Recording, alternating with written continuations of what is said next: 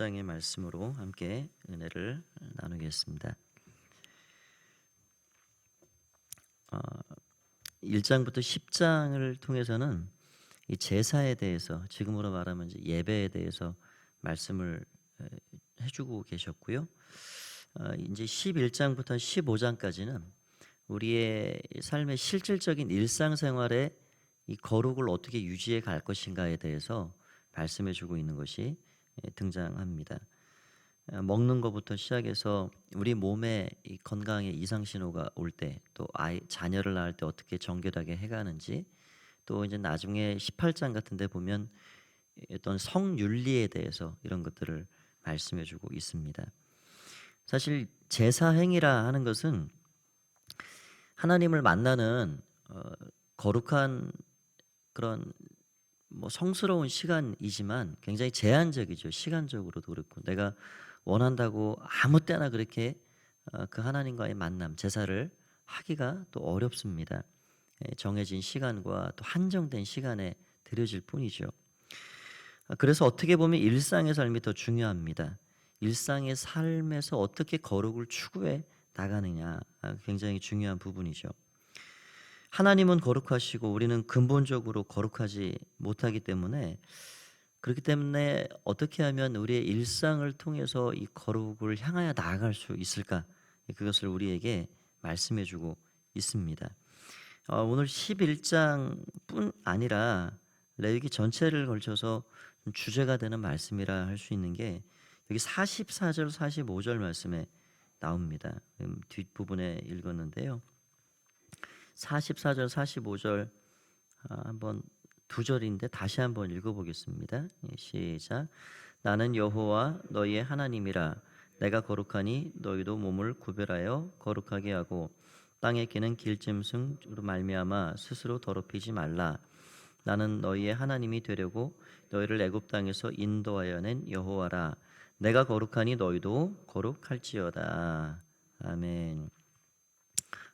이미 말씀도 한두 차례 드린 대로 이 거룩이라는 것은 이 성경의 대주제이고, 마치 큰 강줄기가 유유히 흘러내려가듯이 이 성경 66권을 통해서 아주 큰 물줄기를 형성하고 내려가는 게 이 거룩이라는 주제라 하는 것입니다. 우리가 성경을 읽으면서 어떤 부분에 이런 큰 맥을 가지고 이렇게 그것을 잡고 가는 게 중요한데요. 이 구속사적인 이 관점으로 쭉 가는 게 가장 핵심에 있다 그러면 이런 거룩의 이 물줄기를 우리가 봐야 합니다. 그래서 구약 성경에는 하나님께서 오늘 이 45절 이 뒷부분에 나오는 말씀대로 내가 거룩하니 너희도 거룩해라. 이거는 지금 하나님은 거룩한 부분이시고 분이시죠. 현상적인 그런 말씀이고, 우리는 거룩지 않습니다. 근본적으로. 그러니까 거룩해라. 내가 거룩하니까 너희도 거룩해라 말씀하고 있는 거죠. 이런 거룩이 이 성경의 핵심입니다. 레위기의 핵심 내용이고요. 어떻게 하면 구별된 백성으로 거룩하게 살아갈 수 있을까? 그것을 우리에게 말씀해 주고 있고요. 이것이 신약 성경에 가면 예수님께서 어떻게 이것을 조금 더 업그레이드를 하셨냐 하면, 하늘에 계신 내 아버지의 온전하심과 같이 너희도 온전해라. 이게 이 거룩이 한 걸음 더 나아간 이 온전함이라는 개념 자체가 더 폭넓죠. 깊은 어떤 의미를 가지고 있습니다. 그러니까 한 단계 업그레이드된, 그러니까 거룩이라는 것을 우리가 생각할 때는 하라 하지 마라 어떤 규정으로 이렇게 이해하기가 좀 쉬운데, 이 온전하게 나아가라 하는 것은 그것을 더 초월하는 개념이라 할 수 있습니다. 그런데 이 거룩과 온전함을 결국 우리가 이루어 가야 하는데 이게 우리의 힘과 의지로 되지 않잖아요. 그래서 우리 예수님께서 이것을 할 수 있는 가장 좋은 두 가지 계명이 있다. 그것은 하나님을 사랑하는 거고, 또 하나는 이웃을 사랑하는 것이다. 하나님을 사랑하면 사랑하는 분을 잘 그 마음을 헤아리면, 사랑하니까 그분이 나를 끔찍하게 사랑하셨고 나도 그 하나님 사랑하니까 여러분 정말 사랑하면요. 그 상대방이 하기 싫은 거를 애써 하지 않습니다. 이 남편을 내가 정말 사랑하면 남편이 "나는 말이야 당신 정말 사랑하는데 당신이 그거 하는 거는 내가 좀 안 했으면 좋겠어." 이렇게 예를 들어 그렇게 뭐 얘기해 주는 게 있다 그러면 내가 남편을 존중하고 남편을 정말 사랑한다. 그러면 그게 처음에는 힘들더라도 차차 삶이 바뀌어지게 돼 있습니다. 예. 남편이 싫어하는 걸 굳이 내가 억지로 그걸 안 고치고 갈 수가 없죠. 사랑이라는 게 그런 힘이 있죠. 그러니까 내가 하나님을 사랑하면요. 하나님이 사랑하는 것이 무엇인가 그런 거에 우리의 마음도 맞춰지고 삶도 맞춰지게 돼 있는 거예요. 그러니까 내 힘과 결심으로 이게 되는 게 아니고 거룩이라는 게 하나님 사랑하면 자연히 이게 우리의 삶에서 질서가 잡힙니다. 구분이 되는 거예요. 아, 하나님이 하라는 것이 이런 것이고 왜 하나님이 하라 하셨는가? 결국 나의 행복한 삶을 위해서 하라 하시는구나. 이런 것들이 잘 이렇게 느껴지게 되는 것이죠. 그래서 우리가 레위기를 이런 말씀도 이렇게 읽으면요. 이것을 율법의 조항으로 하라 하지 말라로 읽으면 굉장히 부담이 때론 되고요. 읽으면서 이게 참 이게 어렵습니다. 우리 마음이. 그런데요. 사랑의 메시지로 한번 읽어 보십시오. 그게 중요한 겁니다. 우리가 레위기를 읽으면서 아, 하나님께서 왜 이렇게 우리에게 먹는 것까지도 아니 먹는 것 좀 자유롭게 먹게 두시지 뭘 먹는 것도 이렇게 먹으라 먹지 말라 이 말씀하시나 그 이유와 목적을 우리가 헤아리면 아, 하나님이 나를 이렇게도 사랑하시는구나. 예, 나를 이렇게 끔찍히 사랑하시는 그러니까 사랑의 메시지로 하나님의 마음을 가지고 이 말씀들을 대하면 정말 하나님의 깊고 세미한 세심한 마음 그 사랑을 우리가 알게 된다는 것이죠. 그래서 예수님께서 하나님 사랑해라 그러면 온전함으로 나아간다. 이웃을 사랑해라. 이웃을 사랑하면 원수까지라도 위해서 축복하고 기도해주고 사랑하면 온전함이 거기서 이루어진다. 이웃 사랑하면 내 행동 거지 하나하나 그런 것들이 늘 하나님 앞에 더 온전하게 온전함을 이루어 가는 것이죠. 그래서 그런 말씀을 우리에게 주셨고요. 결론적으로 또 이 하나님 사랑과 이웃 사랑도 내 힘과 내 결심으로 안 되는 거잖아요. 그러니까 예수님께서 올라가시면서 우리에게 보내주신 최고의 선물 성령님. 성령 충만해라. 성령 충만하면 하나님 사랑, 이웃 사랑이 되고 하나님 사랑, 이웃 사랑이 되면 온전함을 이룰 수 있고 그 온전함이라는 것은 거룩한 그런 삶을 이루는 것이다.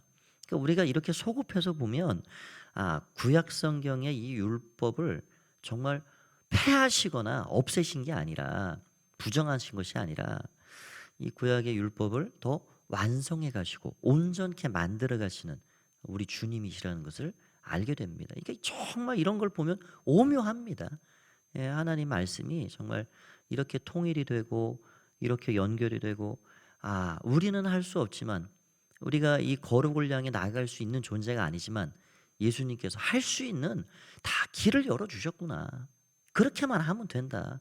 하나님 사랑하고 이웃 사랑하면 되고 그것도 너희 힘으로 안 되니까 성령님을 의지하고 성령님과 동행하면 그게 된다. 우리에게 이런 길들을 제시해 주셨다라는 것이죠. 그런 의미에서 우리의 어떤 개인의 삶의 목표도 어떻게 보면 거룩입니다. 그리고 우리 가정의 삶의 목표도 더 편안하고 안락하고 그렇게 행복하게 사는 것이 우리 가정의 목표다라는 것은 세상 사람들도 다 똑같은 목표죠. 그런데 그 일반적인 목표 이전에 더 중요한 것은 거룩입니다. 우리 가정이 어떻게 하면 더 거룩해질 수 있을까? 교회의 목적과 목표도 마찬가지입니다. 교회도 우리 교회가 더 부흥 성장했으면 좋겠다. 숫자가 더 늘어나고 뭐 규모도 커지고 뭐 시설도 좋아지고 여러분 그런 거는 우리의 가장 중요한 목표가 될 수는 없습니다. 그러나 하나님께서 은혜로 주시는 선물들이고요. 결실들이라 할 수 있죠. 우리 교회의 목표는 몇 분이 모이시든 예, 그 거룩한 모임이 되어야 되는 겁니다. 거룩한 공동체. 여러분 거룩하면요. 서로를 존중하고요. 거기에 아름다움이 묻어납니다. 하나님의 이름이 높아지고요. 교회의 목표는 분명해야 돼요. 다른 데 있지 않아요. 우리 교회는 하나님 앞에 거룩한 공동체가 되어야 한다. 그게 우리 교회의 나아갈 바입니다. 그래서 오늘 그런 차원에서 오늘 11장을 잠깐 정리를 해보겠습니다. 먹는 것에 대해서 하나님께서 말씀을 해주고 계신데요. 이제 쉽게 얘기하면 이제 그렇게 이해하시면 되겠습니다. 엄마들이 그러니까 갓난 아이들을 이렇게 놔놓고 아이들이 먹을 거 못 먹을 거 구분을 못 하잖아요. 그때 막 먹지 못할 거를 입에 막 집어넣거든요. 이 갓난 아이들이. 그러면 지지 그거 먹으면 안 돼. 그런 하나님의 마음입니다. 그런 부모님과 같은 하나님의 마음입니다. 또 그거 먹어서는 건강이 상한다. 또 안 된다. 그러니까 그 이유에 대해서도 말씀을 해주고 계신 것이죠. 사실 지금 이스라엘 백성들은 애굽에서 400년을 넘게 종살이를 했기 때문에 이 먹을 거에 대한 선택적인 자유가 없이 살았습니다. 그들은 그냥 주는 대로 먹는 게 종이에요. 노예예요. 배급받아 사는데요. 뭐 고기 주면 고기 먹고 뭐 풀 주면 풀 먹고 그게 노예의 삶입니다. 내가 무엇을 먹을까 무엇을 먹지 말까 그거에 대한 개념 자체가 없습니다. 그런 백성들이 이제 홍해를 건너서 광야에 지금 들어왔단 말이죠. 근데 그들이 지금 단순하게 먹고 있는 것은 사실 쉬운 말로 말씀드리면 단체 급식을 받는 것과 마찬가지. 아침에는 만나, 저녁 때는 메추라기. 단순하게 그들이 먹고 있어요. 그런데 장차 들어갈 가나안 땅에 그들이 살게 되면 농사도 짓고 먹을 거에 대한 자율이 있습니다. 근데 그때 너희가 이러이러한 것은 내가 거룩하니까 너희가 먹는 것부터 이렇게 좀 구분을 해 갔으면 좋겠다. 이렇게 해라 하는 것이 오늘 레위기 11장의 말씀이에요. 그래서 우리가 살아가는 이 시대에도 하나님께서 우리에게 식물을 애초에 창세기 1장에 보면 주셨지만 노아의 홍수가 끝난다면은 육식을 또 허용을 하셨습니다. 그런데 오늘 이 모든 육식과 식물과 이런 거를 다 허용했다기보다는 구분을 하고 계세요. 이 구분에 세 가지 딱 기준이 있어요. 색임질, 쪽발, 또 지느러미. 요 세 가지 기준이 딱 나오는데 근데 이 세 가지 기준에 맞춰서 지금 우리 현대인의 이 식생활과 비교를 해보면요. 이게 이대로 지켜가기가 사실 어렵습니다. 사실상 그렇죠. 이제 색임질을 한다. 뭐 소, 양, 염소 뭐 이런 것들 가능한데 색임질을 못하는 돼지 이런 거를 우리가 뭐 육식의 주를 삼고 있죠. 또 지느러미가 있고 없고 지느러미 있는 그런 물고기들은 다 붕어, 잉어 뭐 다리 여러 가지가 있겠죠. 그런데 지느러미 없는 것들이 많죠. 갑각류가 다 대부분 속하고요. 오징어, 문어, 장어. 여러분 성경 11장대로 그렇게 지금 지켜가려면 여기 우리 동네 이게 장어집 다 문 닫아야 됩니다. 이게 수많은 고깃집 다 문을 닫아야 되죠.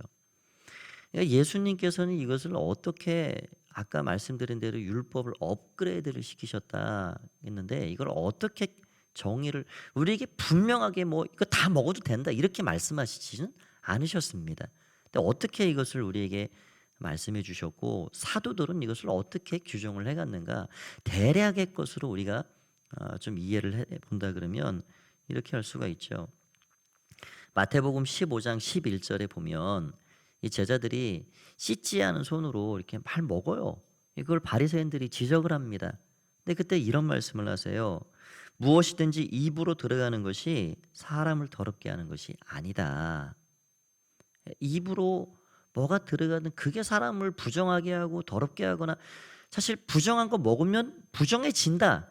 이게 율법 조항이었습니다. 그런데 입으로 바깥에서 안으로 들어간다고 바깥에서 들어가는 것 자체가 내면과 육체를 더럽게 하는 건 아니다. 이런 말씀을 하셨고요. 사도 바울은 디모데전서 4장 4절에 의하면 하나님이 지으신 모든 것이 선하다. 15절에 보면 모든 것이 하나님의 말씀과 기도로 거룩하여진다. 이런 말씀을 하셨습니다. 또 이 사도행전 15장에 보면 일전에도 말씀을 좀 드렸는데요. 이 할례 문제 때문에 예루살렘에 이 사도들이 다 모여가지고 총회를 엽니다. 이 초대교회 최초의 총회인데 그 총회의 결정사항이 뭐냐? 유대인 되었다가 이 할례를 주장하는 그런 사람들은 예수 믿는다고 바로 구원받는 게 아니다. 반드시 유대인이 되는 절차, 할례를 거치고 나서 예수 믿어야 그게 효과가 있는 거지. 아니 할례도 안 해놓고 예수 믿는다고 거기 무슨 구원이 있느냐? 이게 유대인들의 주장이었습니다. 유대인의 그리스도인 된 자들의 주장이었습니다. 그런데 그것 가지고 옥신각신 이런 교회 생활하면 그런 일들이 있죠. 한 문제 가지고 이렇게 생각하고 저렇게 생각할 수도 있고 뭐 그럴 일들이 있습니다. 그래서 교회는 성숙한 교회는 이 대화의 과정을 거쳐가면서 그런 갈등 요소들을 점점 하나로 모아가고 결정사항에 또 때로는 순복할 줄 알고 그게 성숙한 교회죠. 예루살렘 교회는 그 총회를 열었습니다. 네 가지만 금지를 시켰어요. 예, 우상 섬기는 거 그건 안 된다. 반드시 안 되죠. 신약이나 구약이나 음행하는 거 그것도 안 된다. 음행은 죄다. 몸에 죄를 짓는 것이다. 그 다음에 이 목매어 죽인 거 그거 안 된다. 또 피채 먹는 거. 그러니까 먹는 것과 사실은 연관이 있는 게 목매어 죽인 거, 피채 먹는 거. 이런 거를 규정으로 금지를 켰습니다. 그 외에는 자유다, 프리덤이다. 너희가 원하는 대로 해라. 뭘 먹든지. 그러니까 사실 그 먹는 거에 대한 뚜렷한 명확한 조항은 아니지만 이 말씀의 근거에서 우리는 이런 어떤 이 레위기의 조항들이 좀 더 업그레이드 됐다라는 것을 우리는 알게 되죠. 여러분 지금도 이제 레위기 11장대로 우리 이거 꼭 지켜야 된다라는 분들도 소수지만 계십니다. 육식을 거부하고 채식만 하는 사람들도 있죠. 예. 근데 여러 가지로 뭐 사실 하나님께서 왜 이런 말씀을 주셨냐? 지금 뭐 영양학자들도 다시 이제 이런 말씀들이 주목하는 분들도 계시다 그래요. 대부분 책임지를 하고 발이 쪽발이고 이런 것들은요. 채식을 하는 동물들이고요. 우리의 건강에 사실 유익한 것들입니다. 대부분이 그렇습니다. 그런데 그 외의 것들이 또 그러지 않아요. 사실 여기 말씀에 우리가 읽어서 생소한 생물들, 동물들도 나오는데 박쥐도 먹지 마라. 예. 사실은 우리가 기본적으로 봐도 그렇잖아요. 꾸물꾸물 기어 이 뱀 같은 거 잡아먹는 것도 마찬가지입니다. 뭐 하여튼 그런 지금 우리가 맞는 이 코로나도 그런 박쥐가 중간 숙주일 것이다. 뭐 제가 그런 것을 전문가가 아니기 때문에 말씀드리기는 어렵지만 우리가 거룩한 백성들이 내가 무엇이든 자유하지만 그런다고 모든 구분 없이 먹고 사는 것도 내 자유다. 근데 사도 바울은 내가 고기를 먹는 일이 약한 자들이 실족하는 일이 생기면 나는 영원히 고기 안 먹겠다. 이게 그가 가진 자유였습니다. 그래서 우리가 이 먹는 부분을 오늘 대략 이렇게 정리하시면 되겠습니다. 하나님 앞에 내가 자유롭지만 그러나 내가 먹는 것을 하나님이 우리 몸도 얼마나 건강을 생각하시면 여러분 우리 몸이 얼마나 귀해요. 우리 안에 알코올을 수없이 쏟아 부어 놓고 또 못 먹을 거 그렇게 기름진 거 여러 건강을 해치는 거 내 자유라고 마음껏 먹어 놓고 나중에 그것이 탈이 나고 건강에 이상이 생기면서 하나님 앞에 원망을 쏟아 놓을 수가 없습니다. 우리 건강은 우리가 지켜야 하는 거죠. 이 건강이 굉장히 중요합니다. 하나님이 예배 다음에 사실 먹는 것을 지금 거론하고 계신 것은 우리 몸의 건강에 대해서 말씀을 주시고 계시다라고 생각할 수가 있어요. 사실 먹는 게 우리의 자신이 되고 먹는 게 건강과 직결이 되기 때문에 그렇죠. 그래서 늘 하나님 앞에 우리 몸의 소중함을 알고 구분해서 또 취하고 먹고 건강한 것을 자꾸 먹는 게 중요한 것이죠. 그런 마음으로 늘 하나님 앞에 살아가야 하겠습니다. 오늘도 복된 하루 되시기를 간절히 축원드립니다. 기도하겠습니다. 하나님 아버지 은혜를 감사합니다. 어린아이처럼 먹을 거 못 먹을 거 구분 못할 때에 사랑하는 엄마의 음성처럼 그것 그것은 먹어서는 안 된다. 그건 지지다. 그건 더러운 것이다. 라고 말씀하시는 하나님의 음성을 오늘도 들어봅니다. 우리의 몸의 건강도 생각해 주시고 또 우리가 건강하게 잘 살아갈 수 있는 여러 길들을 열어주신 사랑의 하나님 감사합니다. 하나님 오늘도 우리에게 자유가 있지만 그럼에도 불구하고 믿는 이들의 여러 삶의 모습에는 먹는 것부터 삶의 방식 하나하나에 이르기까지 하나님 앞에서 사랑하는 분, 우리가 하나님 사랑하기 때문에 사랑하는 분의 마음을 헤아리고 그분의 뜻을 잘 분별하여서 우리가 살아가야 하는 줄 믿습니다. 그래서 그 마음을 가지고 살아갈 수 있도록 도와주시옵소서. 기도하는 모든 시간 함께해 주시기를 간절히 바라고 원하올 때에 예수님의 이름으로 기도하옵나이다. 아멘.